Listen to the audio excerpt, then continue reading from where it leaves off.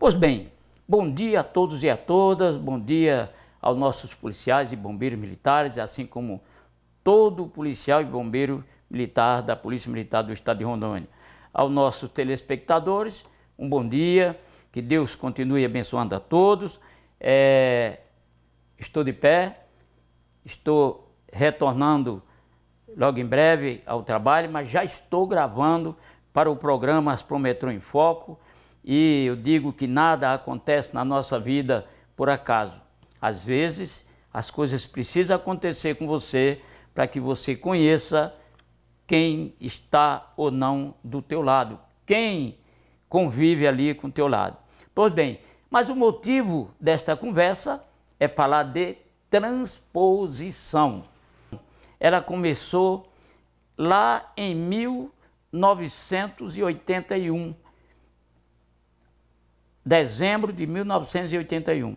Por quê? Porque o território federal de Rondônia, naquele mês de dezembro, o território federal passou a estado de acordo com um trabalho feito pelo então governador Jorge Teixeira de Oliveira. Só que, naquele momento, não havia interesse dos nossos oficiais que fossem transpostos para a União. De repente, o medo de chegar ao topo da pirâmide, o salário do Estado que era um pouco maior do que o salário da União, e a nossa Polícia Militar era comandada por um coronel do Exército. E a equipe de militares do ex-território, eles com certeza fizeram a cabeça do comandante, e o comandante optou pela corporação. O comandante não poderia optar por mim, mas optou por toda a corporação. O que aconteceu? Nós, sargentos, teve alguns sargentos que reuniu ali e começou a questionar a questão do porquê ele não foi transposto para a União. Começando ali com o Sargento Azevedo que tinha feito vários cursos de oficiais e infelizmente não foi conduzido à academia por perseguições e outras coisas mais. O nosso saudoso Sargento Monteiro. Sargento Monteiro foi um dos companheiros que, juntamente com Azevedo e o Sargento Aloísio, encabeçaram essa situação. Mas aí foi uma série de punições, de prisões. Se falava muito naquela época no jambeiro. Jambeiro, para vocês que não sabem, era um xadrez que tinha naquele quartel lá da beira do rio, onde hoje é o 1º Batalhão, e ali tinha uns 2 ou 3 pés de jambo e tinha um xadrez ali. Então quem estivesse preso estava no jambeiro. E não foi à toa que Azevedo e Monteiro, Aloísio e, enfim, eram os cabeças e foram mais perseguidos. Naquela época, eu já fui transferido para o interior. Já fui transferido para o interior logo em seguida. 2001, 81, que diga, 82 eu já fui transferido para o interior, mas já existia essa equipe que reunia-se no alojamento, porque praticamente todo mundo era laranjeira, no alojamento, na quadra de esporte à noite, para tratar dessa situação. E assim foi indo. Aí veio o advento da Emenda Constitucional de 88. Emenda Constitucional de 88. Com a Emenda Constitucional, antes dela, o praça, em especial o cabo e o soldado, não podia votar. Você não tinha direito de falar, você não tinha direito de voz. O advento da Constituição de 88, não foi emenda. Constituição de 88 já deu essa abertura para os praças no Brasil inteiro.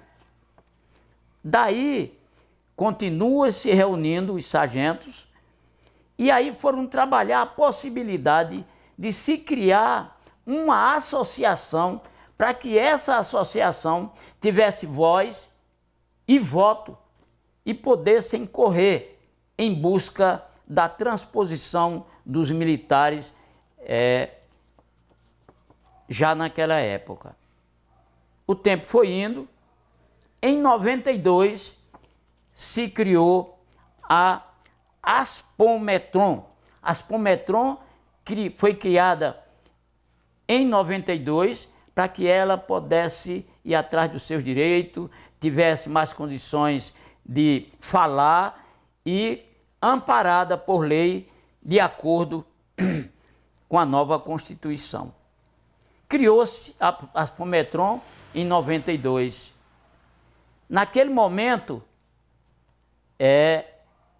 a equipe de sargentos continuou na luta e foi-se trabalhar a possibilidade do reconhecimento para os quadros da União.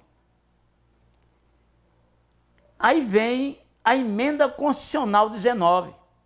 Emenda Constitucional 19 é aquela que transformou o território federal do Amapá e o território federal de Roraima em estado.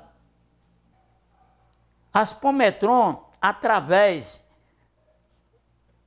da diretoria, tendo como dirigente da diretoria, como presidente da diretoria, o sargento Osmar. A equipe continuou na luta em busca desse direito. Infelizmente, misturaram a Emenda 60 com politicagem e nós perdemos a transposição no dia da votação da Emenda 60. Eu estava lá nesse momento, nesse dia, acompanhando a tão sonhada transposição. Não aconteceu na Emenda 60. Mas a equipe também não deixou de trabalhar. Continuou na luta e o então senador José de Abreu Bianco, ele entrou com a emenda, na Emenda 38, quando estava sendo votada no Congresso Nacional. Algumas vezes já aprovada, o senador José de Abreu Bianco foi obrigado a se afastar para concorrer ao governo do estado de Rondônia. Mas, em seu lugar, entrou o senador Moreira Mendes. E o senador Moreira Mendes, juntamente com toda a bancada do estado de Rondônia, continuou uma batalha em defesa dos policiais militares do ex-território federal de Rondônia.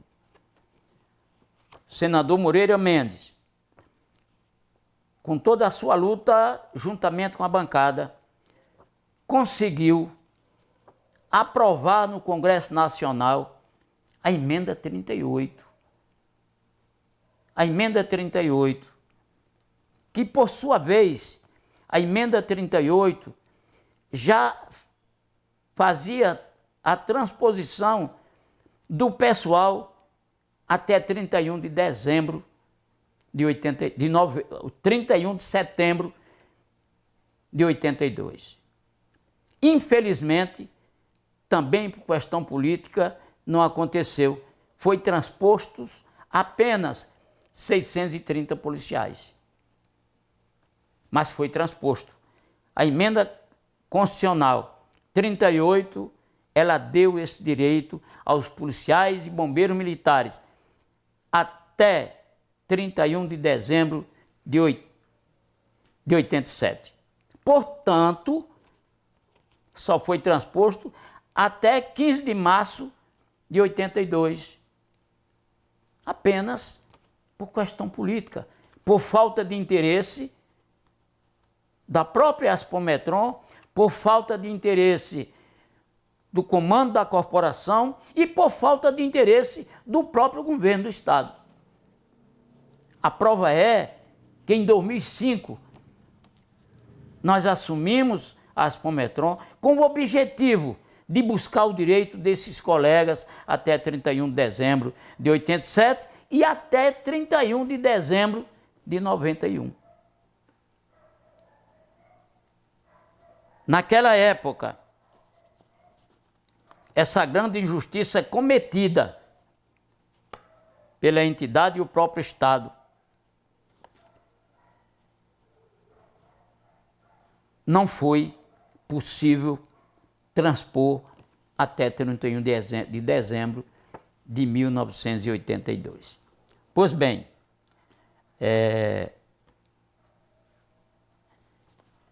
daí se começou uma reunião, despertou a curiosidade de todos os representantes de classe do Estado de Rondônia. De todos os representantes de classe do Estado de Rondônia. Aí reuniam-se as representações sindicais, comandada naquela época pelo nosso colega, nosso companheiro, Juscelino do Amaral. E aí se criou uma matéria. Em 2005, essa matéria foi apresentada no Senado Federal através da então senadora Fátima Cleide. Aí o Costa já era presidente da Aspometron em 2005. Nos juntamos a toda essa categoria desde 2004 e quando assumimos a associação, engrossou mais o caldo. A ida para Brasília, buscar coisa de interesse da nossa categoria, ações judiciais, assim como o interesse de ver todos os nossos colegas de 82 a 87, de 87 a 91 transpostos. Em uma certa viagem para Brasília, com toda a representação do sindicato, aproximadamente 15 a 20 sindicalistas, em uma reunião na AGU. E quando terminou aquela reunião, era uma reunião para marcar outra reunião, ou seja, marcar outra data para outra reunião. E eu vi ali que através dessa PEC, que já estava aprovada no Senado e que já tinha sido encaminhada para a Câmara Federal e que a PEC se denominava 483. Eu vi ali que não haveria grandes possibilidades dos nossos colegas da Aspometron serem transpostos através da PEC. E aí, ainda naquele salão da AGU, eu convidava alguns representantes de categorias. Busquem o direito de vocês na justiça. Busquem, se vocês têm direito, busquem na justiça. Eu fui gozado por uma boa equipe que estava ali. Ah, o Costinha inventando agora ações judiciais, o Costinha que quer dar dinheiro para os advogados. Se a PEC já foi encaminhada, já está na Câmara, tudo bem. Nós voltamos, começamos a conscientizar a cada associado, embora todos com a grande descredibilidade da associação devido ao passado. E esses companheiros foram acreditando em nós, acreditando no nosso diálogo, e veio apenas 435 policiais. Entre eles, 2 estavam excluídos, mas entrou, a princípio, um processo com 433 militares. Mas nós ficamos buscando o resto. Ficamos buscando o restante. E entramos com um segundo processo, buscando o seu direito de 87 a 91. Entramos com 2 processos, um de 82 e 87, outro de 87 e 91. Pois bem, e foi indo, e lutando para que a PEC fosse aprovada. Tivemos a felicidade de, com muita luta, com muita correria,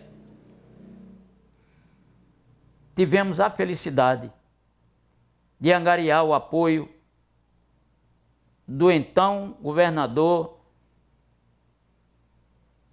do estado, Ivo Cassol, através do senador Expedito Júnior.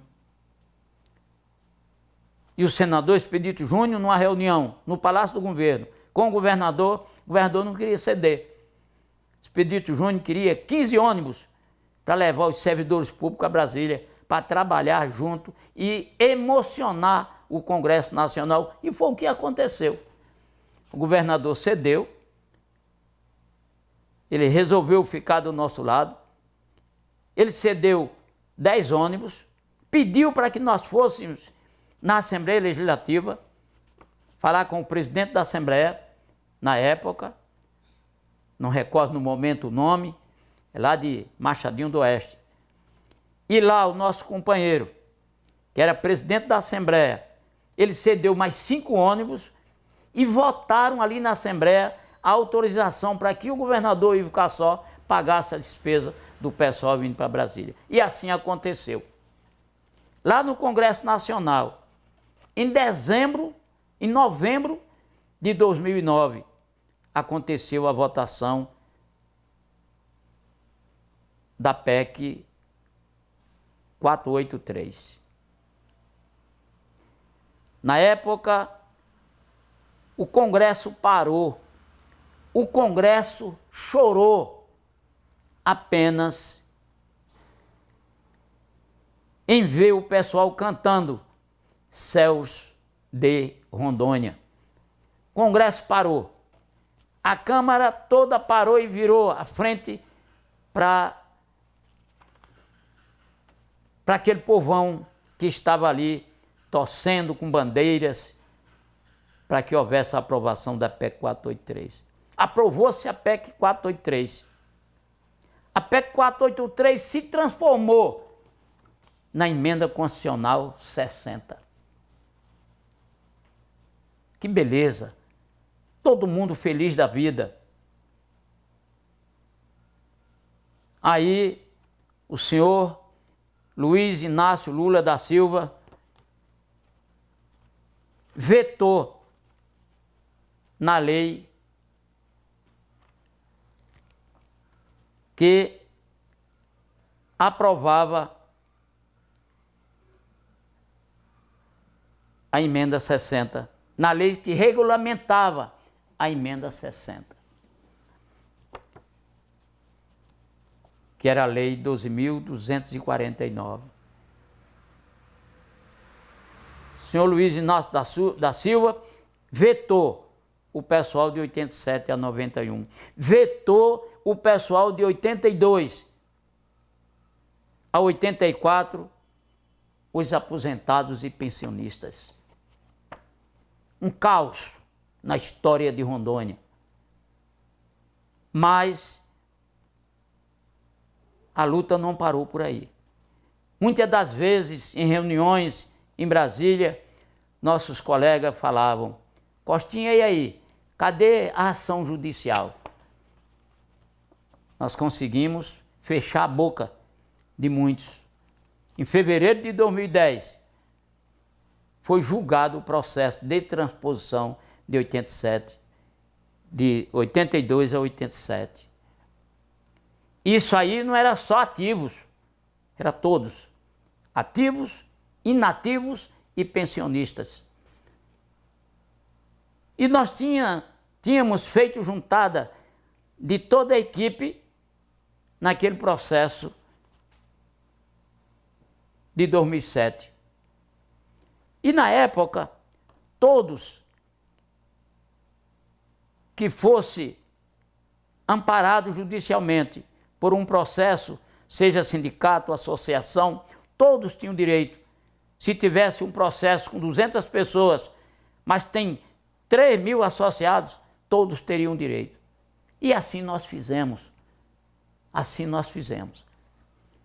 A AGU, infelizmente, a AGU não aceitou os colegas, que hoje é aquele grupo de 2014, aceitando só 433 militares, porque 2 tinham sido excluídos. 433. E nós não cruzamos os braços. Poderia ter simplesmente dito, não, a União não aceita mesmo, então é só esse processo. Vamos esperar o outro a ser julgado, o outro processo de 2008 ou de 2009. Não. Nós entramos com um novo recurso no Tribunal Regional Federal. Com aquele recurso, em 2014, a Justiça determinou à União que reconhecesse mais 700 e poucas famílias, 700 e poucos militares que tinham saído da primeira inclusão. E a Justiça transpôs mais 700 e poucos militares em 2014. Agosto, setembro e outubro de 2014. E nós fizemos a grande diferença com isso, transpondo mais 700 e poucos policiais, com outra ação que nós tínhamos entrado no STJ, uma ação de equiparação, essa ação que seria para a primeira turma de 2002, e aconteceu o julgamento exatamente em 2014. E quando esse pessoal, 2014, graças a Deus por isso, 2002, 2013, 2014, já veio amparado através desta ação judicial. E nós conseguimos transpor 1.134 militares para o quadro da União, com salário digno, com salário que qualquer família no Brasil teria vontade de receber. E graças a Deus, existe um processo também buscando esse direito dos colegas de 87 a 91. Eu não tenho dúvida, porque no próprio processo tem provas de que você, meu amigo, de que você recebeu, embora sendo do Estado, você recebeu o contra-cheque da União em 91. Embora você sendo do Estado, mas eu não sei o que aconteceu por lá que veio alguns contra-cheques naquela época, e isso prova que você era do ex-território, a União encaminhava o salário do Estado, da Polícia Militar do Estado de Rondônia, através do Acre. Porque Rondônia não tinha representatividade no Ministério da Fazenda e do Planejamento. Então o dinheiro vinha para o Acre encaminhava o dinheiro para Rondônia e com o seu dinheiro o Estado pagava, acho que a maioria da folha de pagamento do Estado. Mas hoje tem as provas lá no processo. A Justiça pode até negar, e se negar nós vamos recorrer. Nós temos hoje, para a graça de Deus, o governador Marco Rocha, que é governo do Estado, e ele faz parte desse processo. Ele é nosso associado. ele faz parte desse processo. E eu não tenho dúvida, senhor governador, que o senhor, se nós estivermos amparados por essa lei, porque eu estou em casa ainda me recuperando, mas se nós estivermos amparados por essa lei, saiu, foi aprovada ontem, pelo então presidente da República, parabéns. Eu vi hoje no Jornal de Rondônia que a aprovação, até 15 de março de 87. Por quê? Porque até 15 de março de 87 não estava previsto os inativos e pensionistas, só os ativos. Eu digo até que é uma falta de respeito. Na hora de você assinar seu termo de opção, você estava ativo. E quando foi analisado o processo lá em Brasília, e que detectaram que você tinha ido para a reserva ou tinha aposentado, um abraço. Você deixou de ser federal. Se nós dependêssemos, nós, policiais militares, se dependêssemos da emenda 60, nós tínhamos apenas um policial militar transposto através da emenda 60. E que esse, lá de Rolim de Moura, nós conseguimos tirá-lo da folha de pagamento da emenda 60, na época da União, e que ele viesse para o processo, porque ele era nosso associado. Então teria mesmo era que brigar pelo companheiro. E graças a Deus, ele foi transposto através do nosso processo. Então, amigos,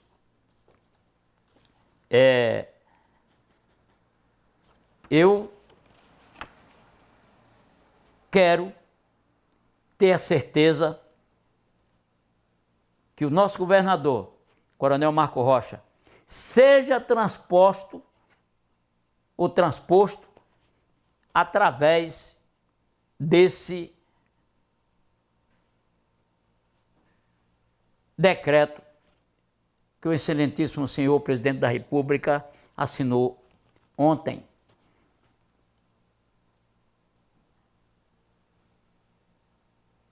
Eu quero que Deus nos abençoe e que isso aconteça com ele. Porque se acontecer com ele, vai acontecer com todos nós. Vamos supor que não aconteça nesse decreto. Eu não tenho dúvida que o coronel Marco Rocha vai estar imbuído conosco lá na associação para que o nosso processo, após ser julgado, após nós termos ganho judicialmente, que a justiça ela reconhece o direito, assim como aconteceu com a primeira turma.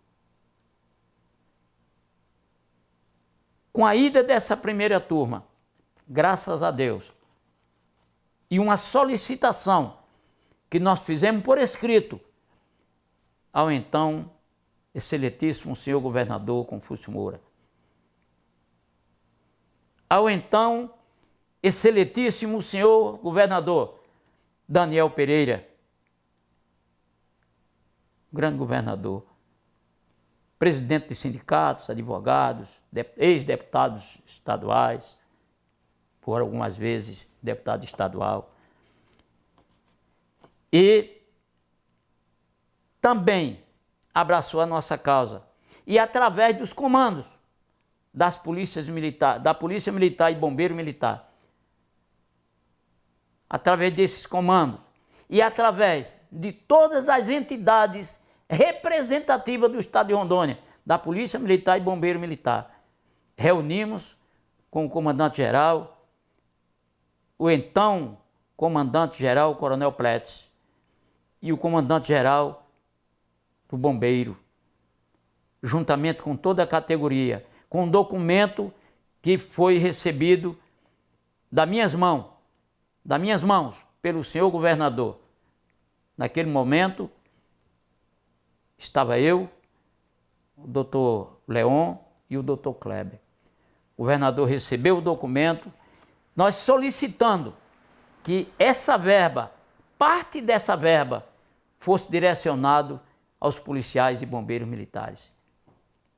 E o então governador Confúcio Moura nos atendeu. Houve, através dos comandos e das entidades representativas, uma nova reivindicação ao governo do Estado. Que o governo do Estado transformou aquele anteprojeto num projeto de lei. E a Assembleia Legislativa aprovou esse projeto de lei, fazendo um realinhamento entre os policiais e bombeiros militares do estado de Rondônia. E aí aconteceu. Foi a única secretaria que teve esse reajuste, acho que 3 anos, foi 3 anos, 4, 2015, 16, 17, 18, não lembro, mas houve esse realinhamento através desse decreto-lei aprovado pela nossa Assembleia Legislativa. Então nós só temos que agradecer. Agradecer o então governador Confúcio Moura, agradecer o então governador Daniel Pereira, que esse abraçou a nossa causa com tudo. Final de 2017, início de 2018. Todos fora da folha de pagamento, todos daquela segunda relação, pessoal de 87, 91. E eu estava de férias lá em Pernambuco. Naquele dia eu estava em João Pessoa. E eu recebi uma ligação que eu precisava estar em Brasília. Dezembro de 2017. E eu simplesmente deixei minha família lá em João Pessoa e voltei para Brasília. E eu tive a felicidade de encontrar em Brasília o senador Raupp e a deputada Marinha Raupp. Naquele momento, nós conseguimos, eu e a doutora Vera Carla, uma audiência com a ministra Carmen Lúcia. E tudo isso aconteceu em cima daquele pedido de execução de retroativo do pessoal de 2014. E a ministra Carmen Lúcia, ela não viu o processo de transposição, ela viu um processo de execução de retroativo. E ela negou aquele valor, e com isso, com aquela negação, a AGU tentou tirar todos da folha naquele momento. Corremos atrás.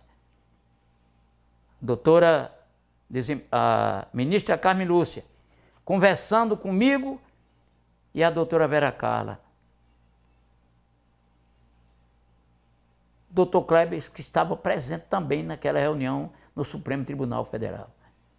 E ela disse, olha, final de ano, nós não temos como ver, porque o processo está na AGU. Mas ela sentiu, quando ela viu que aquele processo se referia ao processo de transposição. E nós sentimos que ela sentiu. E ela nos orientou que procurasse a AGU. E naquele dia, eu procurei o presidente da bancada de Rondônia, deputado Nilton Capixaba, que foi comigo até a AGU. A ministra Gleice estava de férias, ou tinha viajado. Infelizmente, a AGU, naquele momento, não deu a mínima. E foi uma correria. E eu recebi à tarde uma ligação do senador Raupp, perguntando se eu estava em Brasília. Sim, senador. Uma situação difícil, mas eu estou aqui. Tenente, apareça até aqui no meu gabinete que nós vamos tratar um pouco de assunto com respeito à Polícia Militar na medida provisória 817. E eu fui até o gabinete do senador Raupp e falei o que estava acontecendo. Ele ficou pasmado. Tenente, o que é que eu posso fazer? O senhor pode. O senhor pode fazer tudo. O senhor é senador da República, é ligado ao governo federal, e o senhor tem como agendar uma audiência comigo e o presidente da República. Ah, mas não é possível. O presidente da República não vai, de forma alguma, decidir sobre uma situação do Supremo. Com certeza. Ele não vai intervir lá na ação, lá no Supremo. A AGU é dele, ministérios é dele, ele tem como fazer. O senador Raupp disse, eu vou marcar uma reunião com a AGU. Para as 14 horas, às 16 horas. Vou marcar uma reunião com a AGU para às 16 horas. E aí, às 16 horas, eu desço com o Dr. Kleber para a reunião lá na AGU. Lá também estava o nosso companheiro, um indigno companheiro, Fábio Camilo, presidente nacional da FENACOM. Lá, o senador Raupp falou, essa reunião não dura 5 minutos, porque daqui o senhor vai comigo lá com o presidente Temer. Eu assustei, olhei no senador, perguntei para ele se era verdade. Ele disse, tenente, saindo daqui nós vamos lá com o presidente, escolha mais uma pessoa que esteja com o senhor. E nós fomos dali na casa, lá no gabinete do presidente, Palácio lá da Presidência da República, e fomos nos recebidos. Nós fomos recebidos pela assessoria, a princípio, na entrada, e antes da sala do presidente, o presidente veio nos receber. E o Kleber, como é muito brincalhão, o Kleber falou, ô presidente, o senhor é um grande escritor. Eu aprendi na faculdade, em Direito Constitucional, em 2 livros do senhor. E aí o Kleber leu de cabeça um dos artigos do livro. Aí o presidente falou, esse livro é um livro que tem a capa assim, assim, assim. Sim, senhor, mas tem outro, um livro assim, assim, assim, que eu também estudei Direito Penal com ele. E o Kleber leu também um artigo daquele livro, de cabeça. O presidente Michel Temer olhou para o senador Raupp e disse, muito inteligente. O Kleber quebrou o gelo. O senador nos abraçou, o presidente nos abraçou, levou lá para dentro. E o senador Raupp conversou. Eu contei para o presidente a nossa história. A nossa história. A nossa história é verdadeira. A nossa história não tem mentira. E eu não vim na associação para mentir. E o presidente acreditou na minha versão, acreditou no Dr. Kleber, o senador Raupp, deputada Marinha, e o senador Raupp viajando, a Marinha também, e ela cancelou a viagem naquele dia para ficar comigo e o Dr. Kleber. No andar de baixo, quando nós descemos, já foi para uma reunião. Então já estava mais ou menos tudo meio arquitetado da nossa ida lá e isso que ia acontecer. Aí já teve uma reunião com a equipe técnica do presidente no andar de baixo e dali já teria uma reunião no Ministério da Economia com o secretário executivo e a equipe técnica do Ministério da Economia. Fomos para o Ministério da Economia. Lá foi falado alto e em bom tom. Todos estarão reconhecidos seus pagamentos até o julgamento do STA no Supremo Tribunal Federal. Eu desci dali feliz da vida. Quando eu desço, já sobe no prédio o secretário de Gestão de Pessoas do Ministério do Planejamento, mais o doutor João Cândido, do Planejamento, e nós ficamos esperando. Quando ele volta, ele diz: olha, tenente, vamos manter o pagamento até o julgamento do STA. Saí dali feliz da vida. Gravei naquele momento com a deputada Marinha Halpe. Falei da vinda do senador Halpe aqui em Rondônia. No dia seguinte, e que reunisse todos lá no clube, uma reunião tremenda. O senador Halpe, deputada Marinha Halpe, falou o que o ministro do Planejamento falou para ele depois dessa reunião. Falou do que o presidente da República, o então presidente Michel Temer, tinha falado. Aí quando foi em fevereiro, isso era janeiro já, em fevereiro,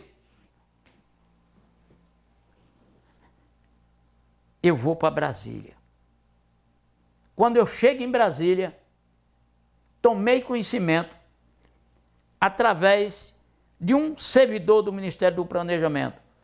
Olha, mais uma nota técnica foi lá para o DEPEX, o setor de pagamento, e o pagamento vai ser suspenso agora no mês de fevereiro. Aí eu fiquei doido. Eu corri lá no DEPEX, conversei com os companheiros. O chefe saiu do lado e está aqui, a nova nota técnica. E graças a Deus, através desse conhecimento, eu vim com o senador Halpe. Quando eu falei para o senador Halpe, ele quase caiu de costa. O senador Halpe sentou, porque ele não acreditou no que tinha acontecido. A Conju tinha mandado uma nova nota técnica e ia nos pegar de calça curta no carnaval. Quando terminasse o carnaval, não tinha pagamento para ninguém. Mas eu permaneci em Brasília. Nós permanecemos lá e fomos para a luta e nós conseguimos ainda manter o mês de fevereiro. Aí no início de março, uma nova nota técnica, porque não tinha sido cumprida a nota técnica de fevereiro. Cheguei em Brasília, tomei conhecimento da nova nota técnica.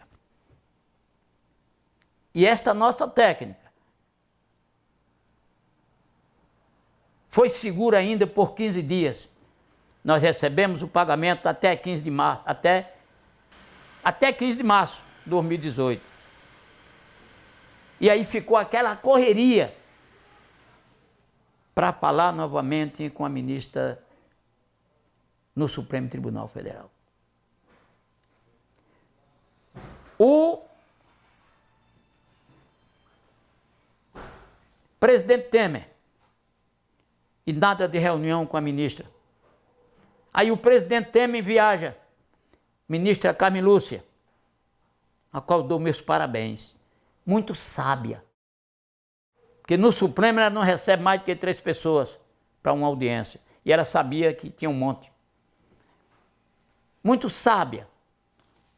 Ela assumiu a presidência da República e marcou a data da reunião no Palácio do Planalto.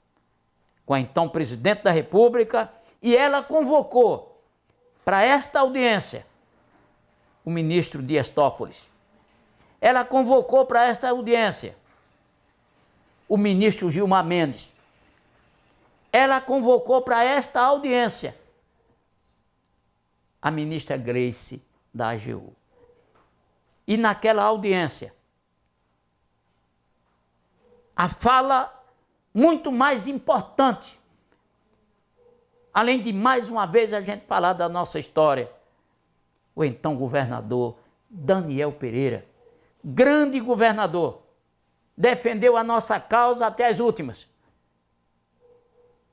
E a ministra, no futuro, ela deu um parecer retornando todos para a folha de pagamento. O pessoal ficaram apenas 15 dias de março e mais 15 dias de abril sem pagamento. Mas hoje estão todos na folha de pagamento, graças a um trabalho da equipe. E tenha certeza, meu amigo, Deus é muito justo. O seu processo, a STA, será votada no Supremo e, se Deus quiser, você será beneficiado. Aqui eu deixo meu abraço ao então governador, ao então presidente da República. Eu deixo meu abraço ao então governador Marco Rocha, para que haja o reconhecimento de todos que coloquem a cabeça nos seus travesseiros, converse com Deus, que com certeza ninguém é dono da razão e ninguém sabe de tudo, mas os senhores, pela graça de Deus, serão encaminhados. Quanto a esse decreto, espero que não seja mais um trampolim político. Meu muito obrigado, que Deus esteja presente. Quero dizer para os senhores e para as senhoras que nós estamos bem, estamos nos recuperando e a luta continua. Ok? Muito obrigado.